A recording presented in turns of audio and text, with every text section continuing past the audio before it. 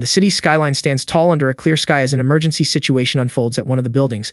Red lights flash below as an armed officer, Officer Kane, confronts a perpetrator, stating that the person is under arrest. Officer Kane then instructs them to drop their weapons and release the hostages.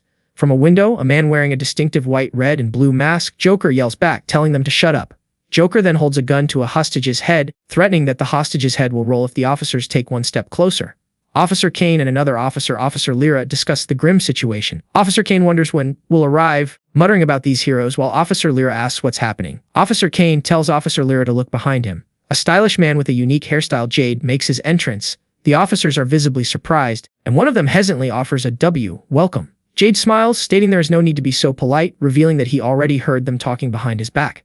With electricity crackling around him, Jade declares it is time for the extras to leave. Jade moves with incredible speed and energy, swiftly striking Joker. Joker, disoriented and surprised, utters hell. Jade stands calmly, telling Joker to stop right there. Joker attempts to regain control, pointing his gun and trying to threaten Jade by mentioning the hostage, but Jade simply questions hostage. Clown Mask Man looks to his left and asks if they are referring to this thing. Distressed youth appears agitated and surprised. Long-hair man smirks, remarking that they are killing an innocent citizen, and calls them bastards. Clown Mask Man screams in agony or rage as he points and fires a gun. Red Mask Gunner fires their weapon, while Armored Figure moves rapidly, emitting blue energy. Armored Figure then engages and incapacitates several Clown Mask henchmen. Long-hair man restrains a Clown Mask hostage from behind, using them to point a gun. He then confronts someone, implying they are responsible for deaths, asking if they are the one who killed them. 3 deceased hooded figures lie dead, illuminated by a bright light source. Long-hair man violently strikes a Clown Mask victim with blue energy. Long-hair man then addresses a mask group, suggesting that he thinks that's all of them. He then prepares for battle, radiating blue energy, questioning if he should begin his justice.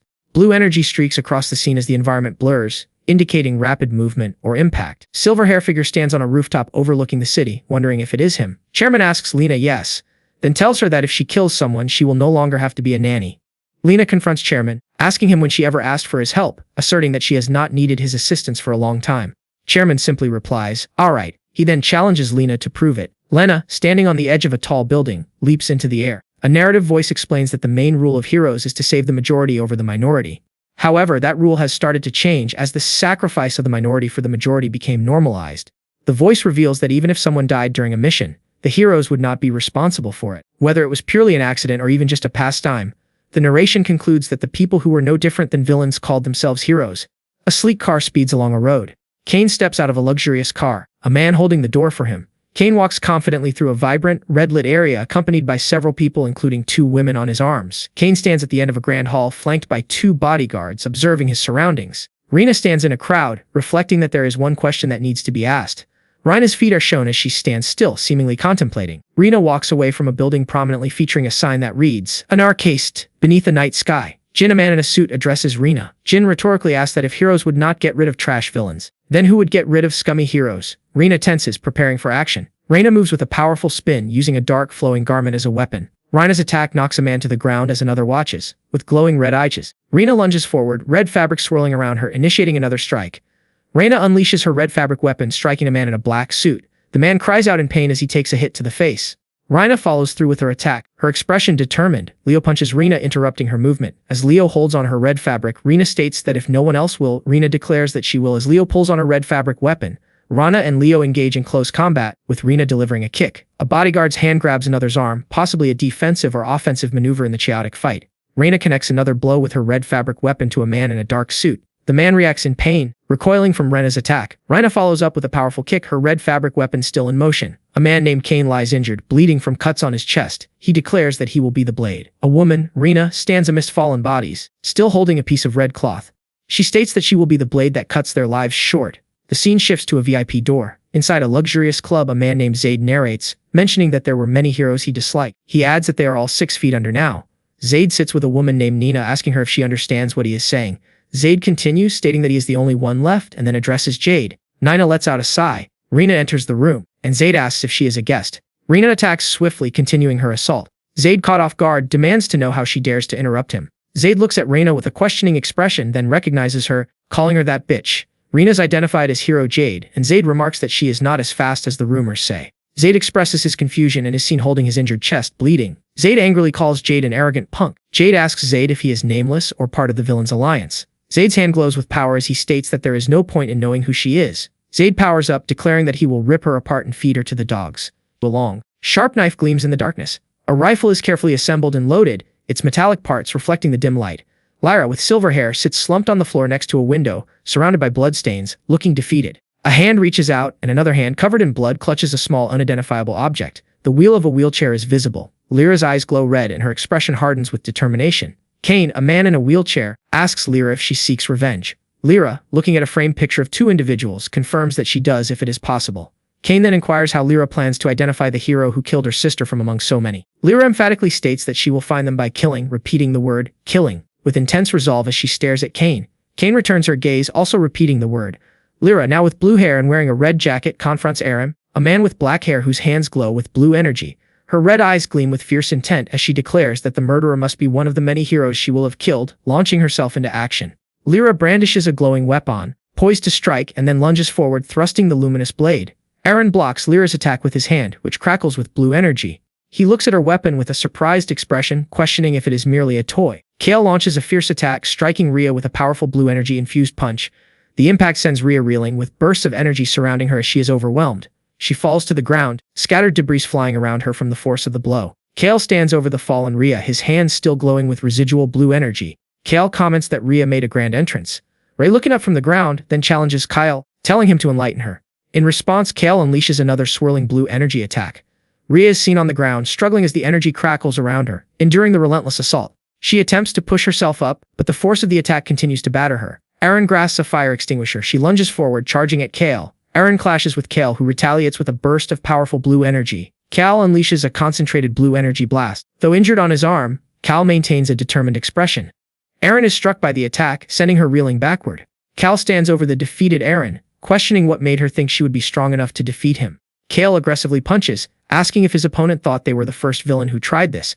Kale continues his assault, stating that he dealt with all of those other people. He declares that he beat them to death, then asks if his opponent understands. Kale further states that his opponent will never know their place as he delivers another powerful blow. Kale menacingly looks down. With blue energy crackling around his hand, Kale commands his opponent to die. A different character, Ren, is enveloped in red energy, pointing with a determined, shadowed expression. Kale is then shown chained, looking up in despair at a blood-stained guillotine. Kale sweats, appearing distressed. Mira grabs Kale's hand, and blue energy emanates from a symbol on her palm. Kale seems surprised, wondering what is happening. Kale experiences a strange sensation, questioning what this creepy feeling is. Mira confidently declares that she now understands how Kale uses his gift. Jade, with glowing red eyes, realizes he needs to dodge. Lyra launches an attack, striking Jade, who recoils. Blood splatters on the ground as Jade cries out in pain. He looks down at his injured arm, shocked, asking what happened. Jade then unleashes a barrage of insults, calling Lyra a piece of shit and a son of a bitch, and furiously asks if she was just toying with him. Lyra calmly asks why and states that there is nothing wrong with it. Enraged and severely injured, Jade screams that he is going to kill her. Lyra effortlessly strikes Jade, sending him flying. As he lies defeated, Jade wonders if Lyra is one of the strongest. Lyra expresses her disappointment, stating that discovering how weak others must be is the most disheartening thing. Jade realizes he was wrong and that his body will not listen to him. Questioning if he will die like this, he looks at his hand, unable to move, and wonders if he, the great Jade, will truly die in such a manner. Shadowy figures loom over a man who is held by cloaked individuals. A deep voice, belonging to the shadow speaker, declares that the man has been killing people his entire life. The shadow speaker then proclaims that it is now the man's turn. The man, distressed, urgently tells the speaker to stop lying. He runs through a dark, void-like space, desperately demanding that the speaker stop lying to him. As a bright light appears, he again protests, telling the speaker to stop lying. Another light glows brightly, and the shadow speaker confirms that he is right. The man, now empowered and smiling maniacally, holds his glowing hands, convinced that he still has a chance. He repeatedly asserts that he still has a chance as energy crackles around him. With a final surge, he proclaims he still has a chance, reaching out with his powerful glowing hand. Suddenly, a woman with long light hair, Lyra, confronts him, forcefully grabbing his face. She looks at him intently, calling him Jade, a crazy dog, and tells him that in his next life, she hopes he is born human. A glowing blue blade descends rapidly. Lyra then strikes Jade with the brilliant blue blade. Blood splatters violently. Jade collapses, his hand stained crimson. Lyra stands triumphantly over the defeated Jade. Jade lies on the ground, his face bloodied and his eyes wide with shock and pain. His broken body rests amidst shattered debris, with Lyra standing in the distance. The Throne Lord warns that heroes will now begin hunting. Azure states that heroes even greater than Jade will appear and asks if the other person is ready. Azure asserts that she wouldn't have started if she were scared. Azure declares that she is a hero killer as Elder Kai hands her a sword. Azure says that she kills those who stand in her way. Azure then states that villains never care about things like that. A building is taped off by police. Capman asks if they heard that Jade's successor is being chosen. Jacket Man expresses surprise, noting that Jade's body isn't even cold yet.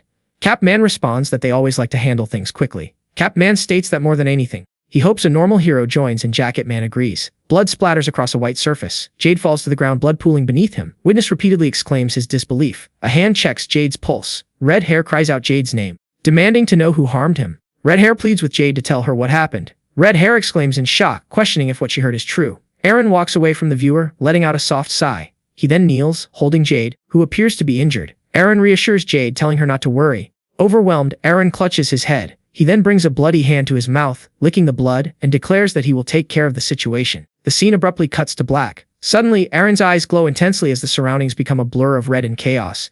He throws a punch, his form still indistinct through the bloody haze, before a clearer image of a woman with long silver hair and glowing red eyes, Lyra, appears looking intently at something. Aaron is then seen trembling, his rifle still on his back. Finally, Aaron's face is revealed in a maniacal expression with wide, frantic eyes and blood around his mouth. As he exclaims that he found it, His hand rests on the ground. She lets out a soft sigh, pushing through an intense workout. She performs push-ups, showcasing her strength, then transitions into an inverted position. Exhausted, Leah lowers her head. In the background, a monitor displays two people, a woman and a man, sitting in a formal setting. The screen prominently features the Hero Clan logo. The narration introduces the Hero Clan, explaining that it is one of the groups to which the majority of heroes belong. It is also the organization that possesses the authority to give them orders. The narration recounts that long ago, after winning the fight against villains, they spent a lot of time controlling the system. Decades have passed since then, and on large screens across the cityscape, heroes are celebrated. The narration concludes that it would not be an overstatement to say that the world is now in the hands of the Hero Clan. Later, water streams from a shower head as Lyle stands beneath it, looking upwards. She muses that something feels strange. A hand reaches into a drawer and picks something up. The unseen person thinks that it doesn't matter as they are shown assembling a pen. The narrator expresses a chilling thought. If I cut off their arms and legs. A hand holds a knife over a photograph of a person marked with an X. The narrator believes that this would prevent them from being able to ignore it and remain unfazed. Alara, a woman with long gray hair, holds a pen with a determined expression. She stands before a corkboard covered with various photos connected by lines, and she marks one of the photos with an X. Alara states that anyone is fine. A wider view shows the elaborate network of photos on the corkboard. Alara then declares that she is ready. The scene shifts to a cityscape showcasing a modern building followed by a street view of a establishment with Jeetbiki signs.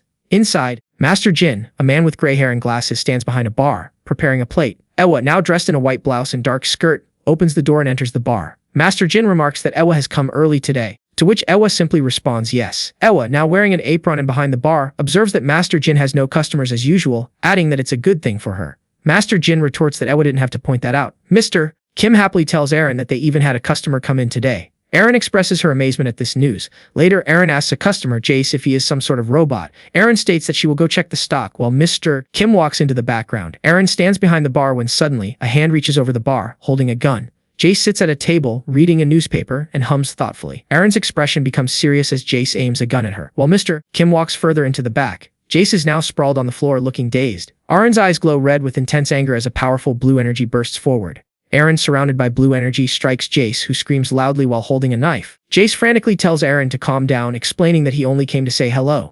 Jace remarks that he was not expecting Aaron's cold, icy glare, and then comments that she actually looks pretty calm. Silver asks if the clan sent the other person. Jade thinks Silver is composed and insightful. She realizes the technique Silver just used was her own power and ability that steals abilities. Jade calmly states there is no need to get feisty over something so small. Jade then holds a knife to Silver's neck, telling her they should meet here tomorrow. As Jade walks away, she clarifies that the meeting should be without anyone else, just the two of them. A butler approaches Silver and asks what happened. Silver replies that nothing happened. The crumpled paper reveals the meeting details. Area 1D100 p.m. Silver again states that nothing happened. The scene shifts to a controlled area behind a fence by the Hero Clan and Under Hero. A damaged and seemingly abandoned storefront stands in the area. An aerial view shows a city street devastated by destruction. Silver, now wearing a red jacket, walks through the desolate, damaged city and looks around the grim surroundings. Aaron is targeted by a sniper seen through the scope of a rifle. Kane the sniper smiles menacingly as he takes aim from a distant rooftop. Kane compliments Aaron's perception. A person lies motionless on the ground nearby. Kane prepares his shot, pressing the trigger of his rifle, and fires. The bullet speeds through the city. Aaron reacts swiftly, leaning back as the bullet narrowly misses her, creating a powerful air distortion. She then runs, diving behind a white car for cover. Aaron quickly finds a new hiding spot behind some rooftop equipment. She peeks out, questioning if the bullet's trajectory indicates it came from a specific building. Aaron calculates the distance, noting it is about 1,800 meters. She reflects, holding a damaged optical device in her hand.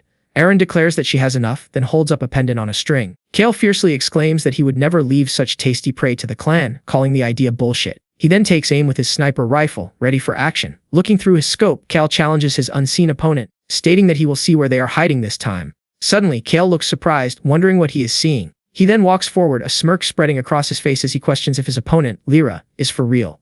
Lyra, surrounded by crackling blue energy, appears and moves at incredible speed. Kale quickly reacts, spinning around and raising a double-barreled shotgun. He reloads the weapon with a wide grin, then aims it directly at Lyra and fires. However, Lyra, with her enhanced abilities, manages to block the shotgun blast with a glowing blue arm, deflecting the attack. She stands close to Kale, having effectively countered his surprise attack. Kane is caught off guard as an assailant holds a gun to his back, shocking him. He recoils, clutching his chest in apparent pain or disbelief. A closer look reveals the gun in the assailant's hand seems to malfunction. Aaron then attacks Kane with a bladed weapon, which he manages to block defensively. As Kane drops his own weapon, Aaron advances, poised to strike with a knife. However, Kane swiftly lunges at Aaron, catching her off guard and tackling her. He holds her tightly, an unsettling grin spreading across his face despite the struggle. Their faces are locked in a fierce confrontation as Kane delivers a forceful blow. Moments later, Kane leans against a concrete structure in an urban landscape, looking dazed and hurt. A hand reaches out, seemingly checking his clothes. Aaron then stands, holding her knife, and greets Kane. Kane responds with an eerie smile, returning her greeting. Aaron's eyes blaze red with fury as she vehemently states that she said to go to hell, revealing a darker intent behind her earlier greeting. She then attacks, causing Viper to recoil. Viper's hands emerge from a solid surface, showcasing an unusual ability. He lunges at Aaron, attempting to grab her. Viper possesses a gift that allows him to move through objects. Aaron observes that this ability does not seem to let him pass through humans. Viper uses his phasing ability to move swiftly through a wall. He then faces Aaron, making a striking motion that sends debris splashing. Viper lunges again, forcing Aaron to react quickly and avoid his assault. Aaron deftly moves, landing with agility. Viper then readies himself, adjusting his glove. Viper asks Kane if he didn't say it would be just the two of them. Kane replies by asking if he did. Kane dismisses the previous conversation, then asks Viper why she isn't using Jade's gift. Viper asserts that it's not that she isn't using it, but more like she can't use it. As Viper fights Ryu, Kane observes them, believing there must be some sort of time limit. Kane says that unlike him, Viper fights pretty well. Viper then declares to Ryu that if there's nothing else left to say, he'll die today. A white-haired individual, Lyra, is attacked, blood spattering as she is struck. Kane, wearing a mask and a purple hoodie, watches with wide, shocked eyes as Lyra's hand is shown on the ground, covered in blood. Lyra then falls or leaps through the air before landing in a crouch. She quickly recovers and runs away, fleeing towards the city. Aaron then asks Kane if Lyra's other gifts do not affect the situation. Kane suggests that the attacker's gift is probably activated by physical contact. Aaron, speaking to Kane from behind, urges him that they do not have time to daydream, addressing him as Sunbae, a term for a senior. Aaron emphasizes that they must chase Lyra immediately. Kane questions if that is why Aaron called him without informing the clan. He agrees but then expresses a feeling of uneasiness. Aaron asks what Kane means by that. Kane dismisses it, stating it is nothing and merely expressing his relief that Aaron came with him. Maniac, with a wide, unsettling grin, asks Muzzle if they should proceed with their hunt.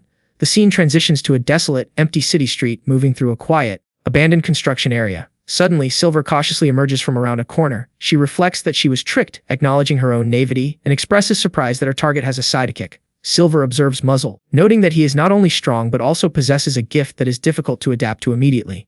With a determined expression, Silver grips her knife, declaring the situation to be absolutely terrible, which leaves only Maniac for her to kill. Muzzle continues to walk through the desolate street. Psycho streaks through a desolate city, moving with incredible speed. They then smash through a window, glass scattering around them. Inside, Psycho calmly carves a spiral symbol into a wall with a sharp object. Aaron suddenly bursts in the room, startled, and exclaims Psycho's name. Meanwhile, Kane aims his rifle with a fierce expression. He fires a shot, hitting a target and causing blood to spray. Aaron swiftly defends herself against an unseen attack, a faint glow emanating from her arm, and then delivers a powerful sweeping kick. She then stabs Kane with a knife. Kane grimaces, commenting that the wound is shallow. Psycho observes the scene, spinning a large circular blade, and thinks about the situation, concluding that it is definitely something. Psycho then unleashes a powerful purple energy blast, striking Aaron and sending her skidding across the ground. Aaron lies defeated. Psycho approaches her, declaring that it is over, and then grabs Aaron by the neck, choking her as a glowing purple blade manifests from their hand. Aaron struggles desperately, her face contorted in pain and fear as Psycho tightens their grip. Leela expresses to Kale that she still cannot understand. She questions if there was a need to save the girl when he bumped into the clan.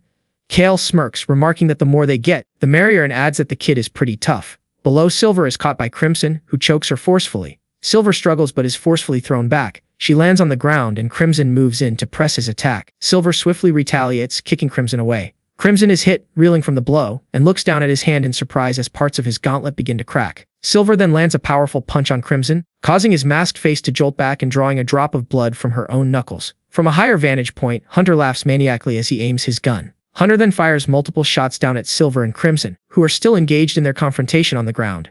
Silver is hit by the bullets, blood appearing on her jacket as she recoils. Hunter pulls the pin from a grenade. He then throws the explosive device downwards. Silver quickly leaps, managing to dodge the projectile just as it detonates in a fiery explosion behind her. Lyra crouches low as Kane looms over her in a cloud of dust. Kane then delivers a powerful kick, sending Lyra sprawling to the ground. A close-up shows Lyra's hand twitching on the ground. Kane mutters that Lyra is a stingy brat. Lyra then states that she understands how Kane killed Jade. She warns that is dangerous and will only get worse. Kane expresses relief that he was able to kill Lyra today. He makes a swift movement. Suddenly, a large armored figure Titan appears. Kane struggles to ask who Titan is as a shadowy form appears to strike. The hooded figure, pierced by a sword, stands amidst a bloody, smoky scene. The silver-haired person lies defeated on the ground. The pigtail girl, peeking from behind a large figure, mischievously asks someone to guess what happens next. The Archer cautiously observes from behind a building, then looks distressed. Finally, the scarred man appears, proclaiming that here comes the villain.